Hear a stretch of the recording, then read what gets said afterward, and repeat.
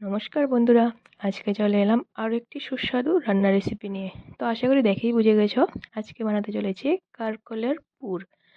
তো নারিকেল বাটা দিয়ে আমি কি করে সুস্বাদু মুচমুচে কারকলের পুরটা বানাই শেষ পর্যন্ত দেখতে থাকো। তো এখানে দেখো নিয়েছি নারিকেল বাটা, চাল ভিজিয়ে রেখেছিলাম 2-3 ঘন্টা আগে, আর কারকল দুভাগ করে কেটে নিয়েছি, আর পেঁয়াজ কুচি, কাঁচা লঙ্কা কুচি। তো দেখো এখানে আমি চালটা বেটে নিয়েছি, তার মধ্যে একে একে হলুদ গুঁড়ো, নুন, লাল লঙ্কা গুঁড়ো আর একটু পরিমাণে চিনি দিয়ে ব্যাটারটাকে ভালো করে মিশিয়ে নিলাম। তো দেখো মেশানোর পরে এরকম হলো।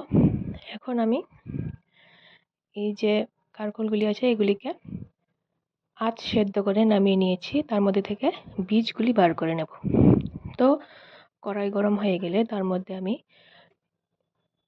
3 টেবিল চামচ সর্ষে তেল দিলাম। তার মধ্যে এখন পেঁয়াজ কুচি আর কাঁচা লঙ্কা কুচিটা দিয়ে একটু ভাজা ভাজা করে নেব। আর কারকল থেকে বের হনো যে বীজগুলি, এগুলি আর নারকেল বাটাটা একসাথে দিয়ে দেব। তারপর তার মধ্যে একে একে হলুদ গুঁড়ো আর নুন দিয়ে এটাকে মিডিয়াম আঁচে ভালো করে ভাজা ভাজা করে নেব। দেখো ভাজা ভাজা করে নিলাম, একটু জুসি জুসি টাইপ থাকবে। তারপর এটাকে এখন নামিয়ে নিয়ে একটু ঠান্ডা হয়ে গেলে এইভাবে কারকলগুলির মধ্যে পুরগুলো নিয়ে নিলাম। তারপর এখন কারকলগুলিকে ব্যাটারের মধ্যে এইভাবে ব্যাটারটা লাগিয়ে এটাকে আমি কড়ার মধ্যে দিয়ে দেব। তো ভিডিওটা যদি তোমাদের ভালো লেগে থাকে প্লিজ লাইক করে দেবে।